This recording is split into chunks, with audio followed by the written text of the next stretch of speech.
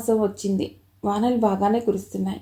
ఇన్నాళ్ళు ఎండకి భయపడి ఆకాశం భూమితో మాట్లాడనట్టు, వాతావరణం చల్లబడగానే తన మనసులో మాట చినుకుల ద్వారా పంపిస్తున్నట్టు, నింగి నుండి ఒక్కో చినుకు ప్రేమ సందేశాన్ని మోసుకొస్తున్నట్టు భూమిని చేరుతోంది. శ్రావణ మంగళవారం పేరంటానికి ఉత్సాహంగా పెడుతున్నారు ముత్తైదువులు.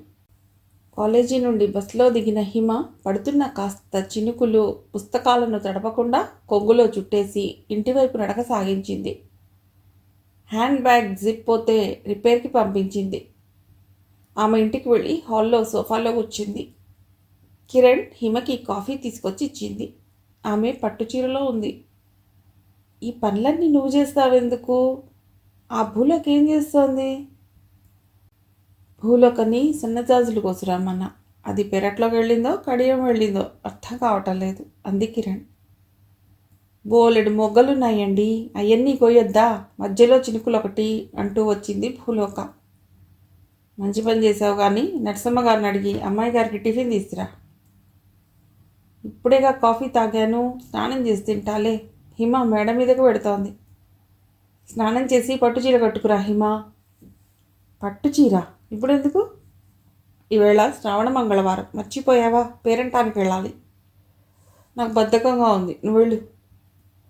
ఈ మధ్య ఇలా తయారయ్యావేమిటి? చిన్నప్పుడు పెళ్ళిళ్ళు పేరంటాళ్ళు అంటూ నువ్వే ముందు బయలుదేరేదానివి. అప్పుడు చిన్నతనం. ఇప్పుడు ముసలిదానివి అయ్యావా? పద పద, వసంత వాళ్ళ ఇంటికి కూడా వెళ్ళాలి. తప్పదా? తప్పదు, పట్టుచీర కట్టుకో.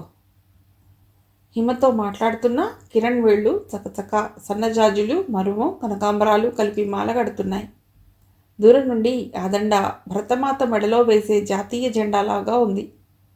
తన పోలిక తనకే ఆశ్చర్యంగా అనిపించింది. ఆగస్టు నెలగదు, ఆ 3 రంగులు అలా కనిపిస్తుంటాయి. ఆమె స్నానం చేసి చీర మార్చుకుందుకు చూసింది. బీరువాలో ఖరీదైన చీరలు 2-3 ఉన్నాయి. ఏది కట్టుకోవాలి? అసలు తను ఇలా ఫంక్షన్స్కు వెళ్ళి ఎంతకాలం అయింది? ఆమె ఆలోచిస్తూనే తయారైంది. కెంపు రంగు పట్టుచీర, కెంపుల సెట్, కళ్ళకి కాటుక, తెల్లటి నుదుటిపై గుండ్రటి ఎర్రని బొట్టు. ఆ అలంకరణలో రాజు కనిపిస్తే ఏమనుకుంటాడో. ఈవేళ వాన పడేట్టుందని తను అతడు ఎక్కువసేపు మాట్లాడుకోలేదు. హిమ, వస్తున్నావా? కింద నుండి కిరణ్ పిలిచింది. హిమ కర్చీఫ్ తీసుకుని గదికి తాళం వేసింది. అది రంగారావు గారికి కోపం తెప్పిస్తుంది. అయినా ఆమె మానుకోలేదు. ఆమె కిందికి దిగి టిఫిన్ తిని పేరంటానికి కిరణ్తో బయలుదేరింది. 2-3 ఇళ్లకి వెళ్ళాక హిమకి విసుగొచ్చింది. పైగా ఆమెకి రికార్డ్ వేసుకోవాల్సిన పని ఉంది. ఇక ఇంటికి పోదాం కిరణ్. ఇంకా వసంత వాళ్ళింటికి వెళ్ళనే లేదు అంటూ అటు దారి తీసింది. హిమ ఆమెను అనుసరించింది. పూర్తిగా చీకటి పడింది. పౌర్ణమి వెళ్ళి 4 రోజులు కావటంతో ఆలస్యంగా చంద్రోదయం అవుతోంది. హిమగుండె చిత్రంగా స్పందించసాగింది. పూల పరిమళాన్ని గాలి మోసుకొస్తుంది. మాటల గుబాళింపులు శబ్దం తీసుకొస్తుంది. మనకిష్టమైన వారు దగ్గరగా ఉన్నారని మనసుకి ఎలా తెలిసిందో గుండెలో మువ్వలు మోగుతాయి. హిమ ప్రయత్నం లేకుండానే పాదాలు ఆగిపోయాయి. రాజు 2-3 స్నేహితులతో మాట్లాడుతూ హిమను చూసి పెదవులు విచ్చి విచ్చకుండా నవ్వాడు. ఒక్క నిమిషంలో అతడి కళ్ళు ఆపాదమస్తకం ఆమెను చూశాయి. ఆ కళ్ళల్లో ఆరాధన, ఈ అలంకరణలో కొత్తగా ఉన్నామనే అభినందన. హిమకి సిగ్గేసింది ఇంత అలంకరణలో అతడి కంటపడినందుకు. అన్యమనస్కంగానే వసంత ఇంటికి చేరుకున్నారు. రండి రండి, అన్నదమ్ములు 2 కలిసి వస్తే రామలక్ష్మణులు అంటారు. అక్క చెల్లెళ్ళు కలిసి వస్తే ఏమనాలో అట్టహాసంగా ఆహ్వానించింది వసంత తల్లి. సిరి, సంపద కలిసి వచ్చాయనాలమ్మా అంది వసంత అక్క. హిమ మొహమాటానికి నవ్వింది. తను డబ్బు గల వాళ్ళింట్లో పుట్టిన మాట నిజమే కానీ ఆ డబ్బు ద్వారా గుర్తించబడటం బాగుండదు. అసలు ఆమె మనసు అక్కడ లేదు. వెనక్కిపోయి రాజుతో మాట్లాడుతోంది. అతడలా అనుకోకుండా కనిపించటం మనసుకి బాగుంది. అప్పటికే చాలామంది వచ్చి వెళ్ళినట్లుగా అక్కడ వేసిన చాపల మీద శనగలు, అక్షింతలు, పువ్వులు పడి ఉన్నాయి. కిరణ్ వసంత అమ్మగారికి, అక్కకు దగ్గరగా కూర్చుని మాట్లాడుతోంది. హిమ కాస్త వెనక్కి గోడకి చెరగిలబడి కూర్చుంది. ఇంతలో వసంత స్టీల్ ప్లేట్లో కాఫీ గ్లాసులు పట్టుకుని వచ్చి అందరికీ ఇచ్చింది. పేరంటానికి వచ్చిన వాళ్లకు కాఫీ కూడా ఇస్తున్నారా వసంత? అంది హిమ. అందరికీ ఎందుకు ఇస్తాను, మీరు ఫ్రెండ్స్ కాబట్టి తెచ్చాను. అయినా అనకూడదు కానీ ఎంకి పెళ్ళి సుబ్బిచావుకు వచ్చిందన్నట్టు మా అక్క నోము కాదు కానీ నాకు ఒళ్ళు హూనమైపోయింది. మధ్యాహ్నం కాఫీ కూడా తాగలేదు. ఇప్పుడే కాఫీ కలుపు తాగుదామని లోపలికి వెళ్ళాను. మీరు వచ్చారు, అందుకే అందరికీ తెచ్చాను అంది వసంత. చూసావా అమ్మ ఎలా అంటుందో? రేపు నీకు పెళ్ళైతే నీ నోములకి నేను సాయం చేస్తాలేవే అంది అక్క. అక్కర్లేదు తల్లి, నా పని నేను చేసుకోగలను. చూడు కిరణ్, మీ ఫ్రెండ్ ఎలా మాట్లాడుతుందో. అక్క ఊపలేని మనిషిని చూడకుండా అంది అమ్మగారు. కిరణ్ నవ్వేసింది. వసంత హిమ పక్కనే కూర్చుంది. ఏమిటి విశేషాలు? దారిలో రాజు కనిపించాడా? నెమ్మదిగా అడిగింది. ఆ విషయం నీకెలా తెలుసు? ఆశ్చర్యంగా అడిగింది హిమ. నీ వాలకం చూస్తేనే తెలుస్తోందిలే. శివరాం కనిపించినప్పుడు నేను అలాగే ఉంటాలి. ఇంతకీ ఏం మాట్లాడుకున్నారు? చాలే, అనుకోకుండా అతడు కనిపించేసరికి ఉన్న మతి పోయినట్టయింది. ఇక మాటలు కూడానా? పక్కనే కిరణ్ ఉంది. అయితే కిరణ్మయితో చెప్తాలే, కాబోయే మరిదిగా దారిలో ఉన్నారు, పలుకరించమని అల్లరిగా అంది వసంత. అబ్బా, నీకేమీ చెప్పకూడదు, అల్లరి చేస్తావు. ఈ మధ్య శివరాం కనిపించలేదు. ఎలా ఉన్నాడు? ఆయన ఎక్కడ కనిపిస్తాడు తల్లి? 1000 పూజారి. విజయవాడ వెళ్ళాడు. అన్నట్టు ప్లాస్టిక్ పువ్వులు తయారు చేసి అమ్ముతున్నాడు. మీ కాలేజీలో అలంకరణకు బాగుంటాయి. ఏమైనా ఫంక్షన్స్ ఉంటాయి చెప్పు. అలాగే, ఏ కొత్త విషయమైనా ఇట్టే నేర్చుకుంటావు వసంత. ఏం లాభం? నీలా చదువు రాలేదుగా. చదువుతోనే మనిషికి విలువ. నువ్వు ఒక మంచి కళాకారిణివి. ఇలాంటివి అందరికీ చేత కావద్దు. కానీ మా ఇంట్లో ఇవన్నీ వద్దంటున్నారు. ఎవరూ ఏ పని చేయకపోతే ఇల్లు ఎలా గడుస్తుందని ఆలోచన లేదు. అప్పటికి మా అక్కకు డాక్టర్ రాసిచ్చిన మందులు శివరాంని అడిగి తెస్తున్నాను. ఎక్కడివి, ఎవరిచ్చారు అని అడగలేదా? డబ్బు ఖర్చు కావటం లేదుగా, అందుకని అడగరు. శివరాం సంగతి ఇంట్లో చెప్పావా? లేదు, పరిస్థితులన్నీ అంత మాత్రంగా ఉన్నాయి. అందుకే ఇందాక నోముల సంగతి మాట్లాడితే నవ్వొచ్చింది శివరాంతో. పెళ్ళైతే ఈ నోములు పూజలు మర్చిపోవాలి.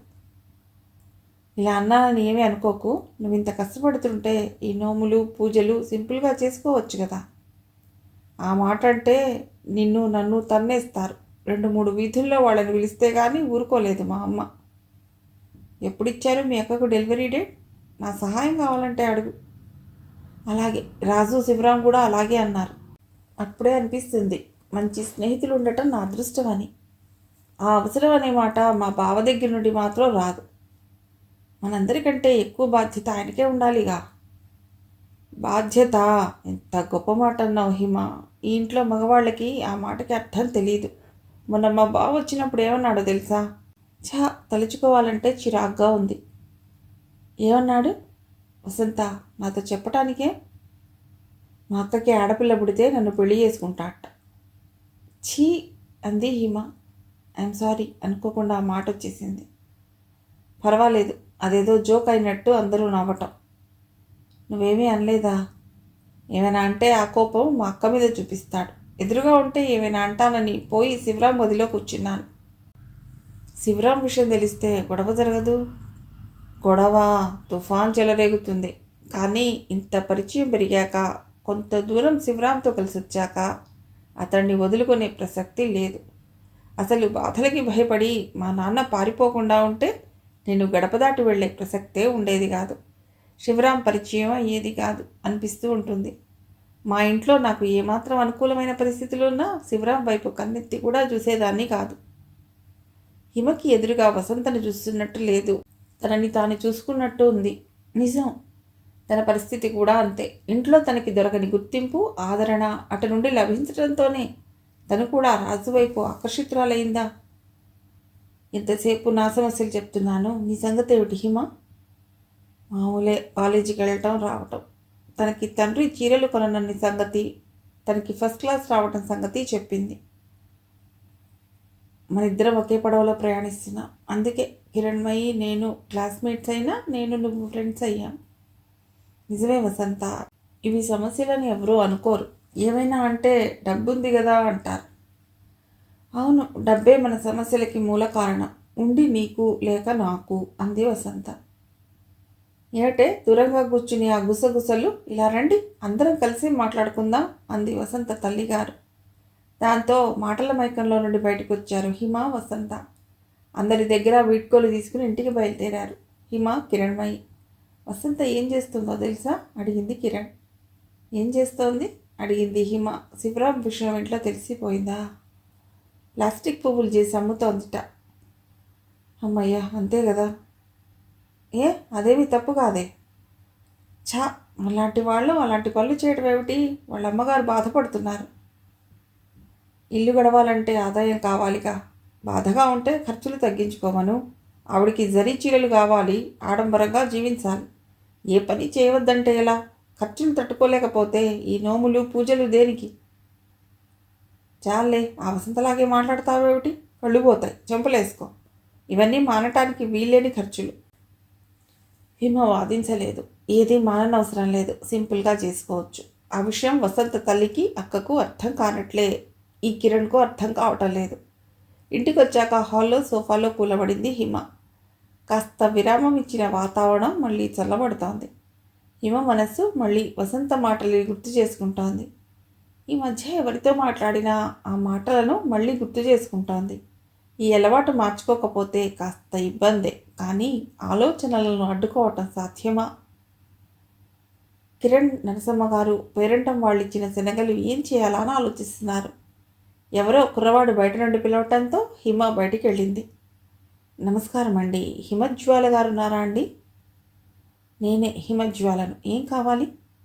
ఈ కవర్ తీసుకోండి. వెంటనే వెళ్ళిపోయాడు. ఎవరు హిమ? కిరణ్ అడిగింది. ఎవరో గోపి కోసం. హిమ ఆ కవర్ తీసుకుని మేడపైకి వెళ్ళిపోయింది. ఈ మధ్య ఆలోచనలతో పాటు అబద్ధాలు కూడా అలవాటు అవుతున్నాయి. హిమ మేడ మీద తన గదిలోకి వెళ్ళి ఆ కవర్ను అపురూపంగా చూసి టేబుల్పై పెట్టింది. ఇంతలో కిరణ్ పిలుపు, భోజనానికి రమ్మని. ఆమె డ్రెస్ మార్చుకుని కిందికి వెళ్ళింది. ఆ రాత్రి ఉత్తరం చదివింది హిమ. హిమ, వర్షం కురిసి వెలిచాక సన్నని నీరెండలో ఆకాశంలో ఇంద్రధనస్సు రావడం సహజం. ఏ వాన లేకున్నా నేల మీద నడిచే ఇంద్రధనస్సుని ఈ సాయంత్రమే చూశాను. అందులో 7 రంగులు ఉంటే ఇక్కడ తెల్లగా నువ్వు, నిన్ను చుట్టుకుని కెంపు రంగు చీర, తెల్లని సన్నజాజి మొగ్గని ఎర్రని దారంతో చుట్టినట్టు. ఇన్నాళ్ళు బజార్లో నగలు, చీరలు చూసి ఇవి ఏమందంగా ఉన్నాయని ఈ ఆడవాళ్ళు ఎగబడుకుంటున్నారు అనుకునేవాణ్ణి. అవి అందంగా ఉండవని, నీలాంటి వాళ్ళని ఆశ్రయించి ఆదరణ పొందుతాయని ఈవేళే అర్థమైంది. అందం అంటే కాస్తో కూస్తో ఉండొచ్చు, మరీ ఇంతగానా? నా కళ్ళు జిగేల్మనేట్టు. పక్కనే కిరణ్మయ్య గారు ఉన్నారు కాబట్టి సరిపోయింది. లేకుంటే నీ కళ్ళ చుట్టూ నా చూపులకి సరిహద్దు గీస్తున్నట్టు కాటుక పెట్టుకున్నా నీ కళ్ళలోకి అలా చూస్తూ ఉండిపోయేవాణ్ణి. హిమ మనస్సు సంతోష శిఖరాలు చేరుకున్నట్లు ఉంది. వెంటనే డైరీ తీసి అందులో తన భావాలు నిక్షిప్తం చేయసాగింది. తల్లి, తండ్రి నుంచి ఆదరణ పొందలేకపోయాను. ప్రేమను పంచే బామ్మగారు తొందరగా మరణించటం నా దురదృష్టం. అందరి ప్రేమను, ఆదరణను రాజు దగ్గరే పొందమని భగవంతుడు అతడిని సృష్టించాడు కాబోలు.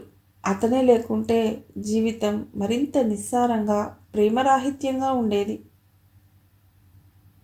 కారు మెల్లిగా పోనీ గోపి అంది హిమ కార్ సీట్లో వెనక్కి వాలుతూ. గోపి ఆమె వైపు చూసి కారు పోనిచ్చాడు. నీ డ్రైవింగ్ బాగుంటుంది గోపి. చిన్నన్నయ్య కారు నడిపితే దిగాక కాళ్ళు చేతులు ఉన్నాయా లేవా అని చూసుకోవాలి. రంగారావు గారు ఊరికి దూరంగా రైస్ మిల్ ఒకటి తీసుకున్నారు. చుట్టుపక్కల పల్లెటూరి వాళ్ళు పూర్తిగా ఊళ్ళోకి రాకుండా ఈ మిల్లు వాళ్ళకి అందుబాటులో ఉంటుంది. ఆ మిల్లు ప్రారంభోత్సవానికి హిమ, కిరణ్మయి ఇద్దరూ వెళ్ళలేకపోయారు. హిమకి దసరా సెలవులు, అందుకే పైగా ఆదివారం కావటంతో గోపితో ఇద్దరూ వెళదాం అనుకున్నారు. తీరా బయలుదేరుతుంటే రంగారావు గారు ఫోన్ చేసి 4 ఫ్రెండ్స్ లంచ్కి వస్తారనటంతో కిరణ్ ఆగిపోయింది. నరసమ్మ గారు ఒక్కరు అందరికీ వంట చేయలేదు. అందువల్ల గోపి, హిమ మాత్రమే బయలుదేరారు. ఆ మధ్య 4 రోజులు డ్రైవింగ్ నేర్చుకున్నాం, ఆ తర్వాత ఇంట్రెస్ట్ పోయిందా? ఇప్పుడు సెలవులే కదా, నేర్చుకోకూడదు? అబ్బా, ఎవరు పడతారా బాధంతా? అయినా కారు లేని నాకెందుకులే డ్రైవింగ్. బాగుంది, నాకుంది ఆ కారు, అయినా డ్రైవింగ్ నేర్చుకోలేదు. డ్రైవింగ్ నేర్చుకుంటే అవసరమైనప్పుడు మనమే కార్ డ్రైవ్ చేసుకోవచ్చు కదా. పోనిద్దు, నాకు ఆసక్తి లేదు. కారు కొనుక్కుంటే రాజు పడతాడు, ఆ బాధ ఏదో. ఓహో, కారు విషయంలో మీరు ఒక నిర్ణయానికి వచ్చారన్నమాట. గోపి నవ్వుతున్నాడు. కార్ డ్రైవింగ్ అతడినే నేర్చుకోమంటున్నావని చెప్పనా? చెప్పు, వంట చేస్తాను, ఉద్యోగం చేస్తాను, అంతేగాని కారు నడుపు, విమానం కొను అంటే నా వల్ల కాదని. Very good. పాపం, అతన్ని అలా బెదిరిస్తున్నావు అన్నమాట. మీ హీరో 2 రోజులుగా కనిపించడం లేదు, ఎక్కడికి వెళ్ళాడు? వాళ్ళ ఊరు వెళ్ళాడు, 4 రోజుల్లో వస్తాడు. 4 రోజులు ఏం చేస్తాడు ఆ పల్లెటూళ్ళలో? అరే, తను కూడా అచ్చం ఇలాగే అన్నాడు. మరి ఎందుకు వెళ్ళినట్టు? తన పొలం అమ్మేయాలనుకుంటున్నాడు, ఇప్పుడు దసరా సెలవులు కదా అని వెళ్ళాడు. తనకు అటువంటి బేరసారాలు తెలుసా? అవన్నీ వాళ్ళ మావయ్య చూసుకుంటారు, తను పక్కన నిలబట్టమే. సంతకాలు కావాలి కదా. సంతకాలు దేనికి? అర్థం చేసుకోకుండా అడిగాడు గోపి. ఆ పొలం అతడిదే, తను మేజర్ కదా. లా పాయింట్స్ తెలుస్తున్నాయే. లా చదవకూడదు? ఈ మధ్య అంకుల్ కూడా అన్నారు నువ్వు లా చదివితే బాగుంటుందని. ఇంత చిన్న విషయం తెలియటానికి లా తెలియాలా? అయినా డాడీకి నా చదువు మీద అంత శ్రద్ధ పుట్టుకొచ్చిందేమిటి? మీ డాడీకి బోలెడన్ని షేర్లు, మిల్లులు, వ్యాపారాలు ఉన్నాయా? ఆయనకు లీగల్ అడ్వైజర్ కావాలి. అటువంటప్పుడు నువ్వు లా చదివావనుకో, ఎక్కడికి సలహా కోసం వెళ్ళనక్కర్లేదు, ఫీజు కూడా ఇవ్వనక్కర్లేదు. అంతేనా? మధ్యలోనే అందుకుంది హిమ. కావచ్చు, ఆ తెలివి, వాగ్ధాటి నీకున్నాయి అని అంకుల్ అన్నారు అన్నాడు గోపి. ఇప్పుడు ఈ సైన్స్ వదిలి లా చదవలేను. ఎందుకని? లాయర్కి ఎప్పుడూ ఖాళీ ఉండదు.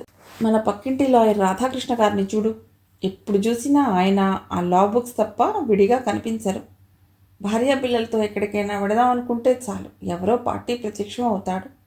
ఇంతకంటే ఆయనతో ప్రయాణం పెట్టుకుంటే అది చివరి దాకా సాగదమ్మా అంటారావిడ అంది హిమ. కానీ లాయర్ హిమజ్వాల అంటే అంత పేరు ప్రతిష్ట, అంతటి పేరు ప్రతిష్ట సులువనుకుంటున్నావా? మామూలు ఉద్యోగాల కంటే ఒక లాయర్, ఒక డాక్టర్ రెట్టింపు కష్టపడాలి. జీవితంలో నేను ఎంచుకున్న మార్గం నాకంత టైం ఇస్తుందనుకోను. గోపి సడన్ బ్రేక్తో కారు ఆపేశాడు. కారెందుకు ఆపావు? నిజం చెప్పు, రాజుని నువ్వు పెళ్లి చేసుకుంటావా? గోపి అడిగాడు. సినిమాల్లో క్యారెక్టర్ యాక్టర్లా మాట్లాడుతున్నావు గోపి. అంటే? లేకపోతే ఏమిటి? నా దృష్టిలో ప్రేమ వేరు, పెళ్లి వేరు కాదు. ప్రేమిస్తే సగం పెళ్ళి అయిపోయినట్లే, కనీసం మానసికంగా. కానీ నీ నిర్ణయం ఇంట్లో ఎవరూ హర్షించరు. ఎవరి సంగతో ఎందుకు, నువ్వు చెప్పు. అతడు నీకు నచ్చాడా? అతడు నీకంటే అన్ని విధాలా తక్కువగా ఉన్నాడు. కార్ స్టార్ట్ చేసి పోనిస్తూ అన్నాడు గోపి. నువ్వు కూడా ఆస్తి అంతస్తు అంటూ మాట్లాడతావు అనుకోలేదు గోపి. ఎంత వద్దనుకున్నా పెళ్లి విషయాల్లో ఇవన్నీ అవసరం అవుతాయి. అతనికి నేనంటే ప్రాణం, అది చాలదా? కావచ్చు, బతకడానికి డబ్బు చాలా అవసరం. మేమిద్దరం ఉద్యోగాలు చేస్తాం. అదేం సరిపోతుంది? నువ్వు ఐశ్వర్యంలో పుట్టి పెరిగావు, ఇంతకాలం ఆ అంతస్తుకు అలవాటు పడ్డావు. ఇప్పుడు ఏమీ లేని దానిలాగా జీవించగలవా? చిన్నల గురించి తండ్రి చేసిన అవమానం గోపికి చెప్తే, బుక్స్ రాజు కొంటే తను షేర్ చేసుకుంటున్న విషయం ఇతడికి చెప్పాలా వద్దా? కాలేజ్ ఫీజు కోసం కిరణ్ రికమెండేషన్ చేసిందని ఇతడికి తెలుసా? తండ్రికి తనంటే ఎంత కోపం ఉన్నా ఆయన్ను గోపి ముందు చిన్నబుచ్చాలని లేదు. కనిపించని దరిద్రంలో బతికే తను ఐశ్వర్యానికి అలవాటు పడిందా? అందుకే ఇప్పటి నుంచి నా అలవాట్లు మార్చుకుంటున్నాను. ఎంత మార్చుకున్నా అవి నిన్ను వదిలిపోవు. అన్నీ ఉన్నప్పుడు వాటి విలువ తెలియదు. బస్సులో పోతూ కారులో పోయేవాడిని చూసి అదృష్టవంతుడు అనుకోనివాడు ఇంకా పుట్టలేదు అన్నాడు గోపి. అతడు ఇంత అనాలిసిస్తో మాట్లాడటం ఆశ్చర్యంగా ఉంది. నువ్వనే మాటలు నిజమే గోపి, కానీ నీకు ఒక విషయం తెలుసా? నేను ఇప్పుడు అనుభవిస్తున్న ఐశ్వర్యం కూడా ఏమీ లేదు. అంటే? తండ్రి అంటే ఎంత బాధ్యత ఉండాలి గోపి. అమ్మ అలా కావటానికి కారణం నేను అని ఆయన అభిప్రాయం. అందుకే నేనంటే ఆయనకు ద్వేషం. నేనేమడిగినా ఆయనకు విలువ ఉండదు. గోపి అర్థం కానట్లు చూశాడు. తనకి చీరలు కొనని విషయం, కాలేజీ ఫీజు కోసం తండ్రి చాలా బతిమాలించుకున్న సంగతి గోపికి చెప్పింది హిమ. నాకెందుకు చెప్పలేదు హిమ? నీకెందుకు చెప్తా గోపి? నువ్వు నా తండ్రివి కాదుగా. పోనీలే, ఇది నా మంచికే.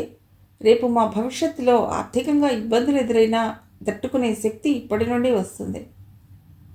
అన్ని త్యాగాలు చేసి పెళ్లి చేసుకునేంత గొప్పవాడా అతడు? మనిషిలో గొప్పతనాన్ని చూసి ప్రేమిస్తే అది ప్రేమ ఎలా అవుతుంది? మన ప్రేమ వాళ్ళని ఉన్నతంలో చేయాలి. ఇంత ఉత్తముడి మనసులో నాకు స్థానం ఉందనిపించాలి.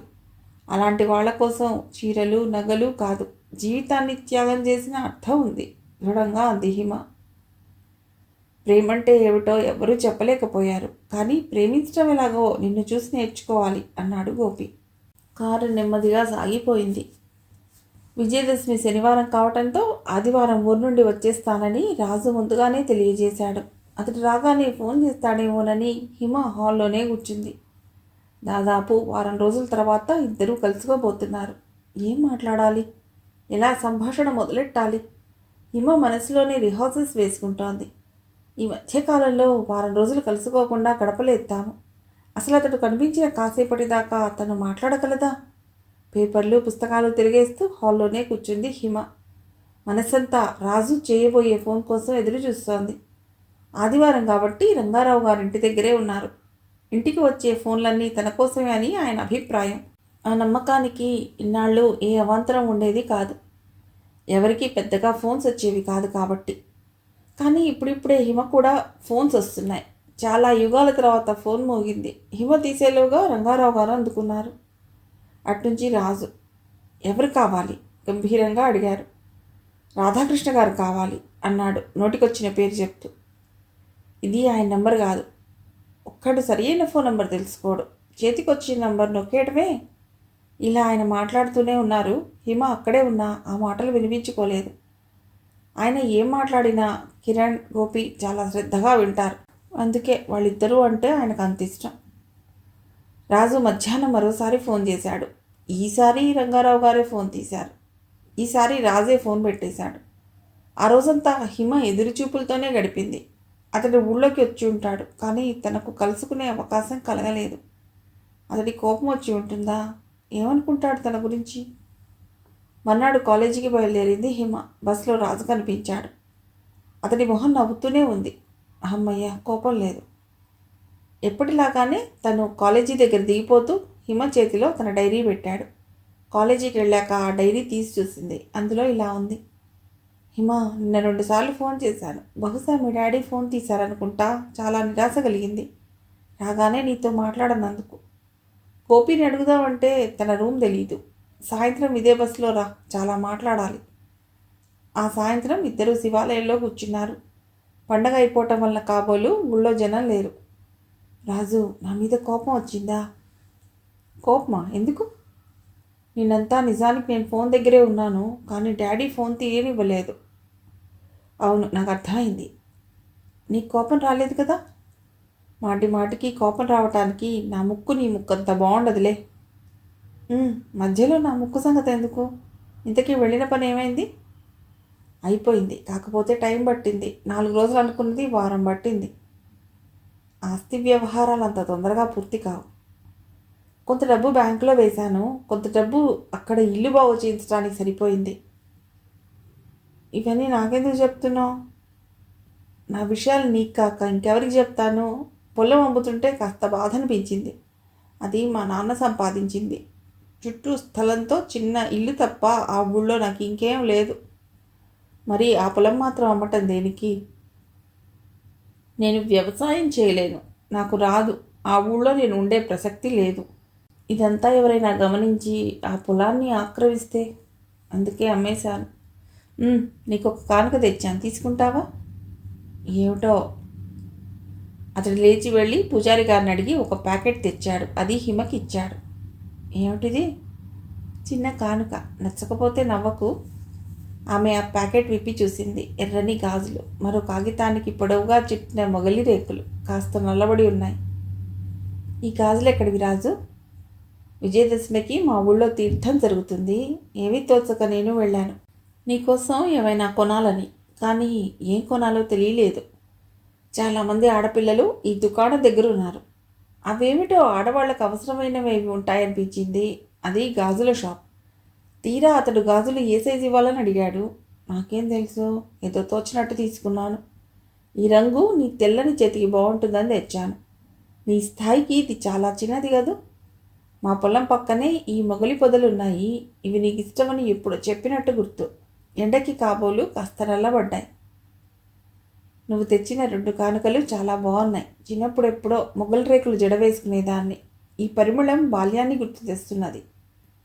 ఆమె ఎర్రని గాజులు చేతికి వేసుకోబోయింది. ఇప్పుడొద్దు. నీకు తెల్ల చీర కానీ ఎర్ర చీర కానీ లేవా? అవి కట్టుకున్నప్పుడు ఈ గాజులు వేసుకో. నీకు మ్యాచింగ్ తెలుసా? ఇప్పుడు సినిమాలన్నీ కలర్లో తీస్తున్నారు కదూ. అందరూ మ్యాచింగ్ ప్రవాహంలో కొట్టుకుపోతున్నారు. తమకి మ్యాచ్ అయినా కాకపోయినా. అది ఒక్కటే కారణం కాదు. నేను చిత్రకారుణ్ణి, మర్చిపోయావా? చిత్రాలంటే గుర్తొచ్చింది. నీ చిత్రాల ఆల్బమ్ చాలా బాగుంటుందిట. అది నేను చూడకూడదా? గోపి చెప్పాడా? నువ్వు తప్పక చూడవచ్చు. అది కాలేజీకి తీసుకొస్తే ఇంకేం లేదు. మా వాళ్ళందరూ తలకు చిత్రం పట్టుకుపోతారు. ఆదివారం మనం కలుసుకున్నప్పుడు చూపిస్తా.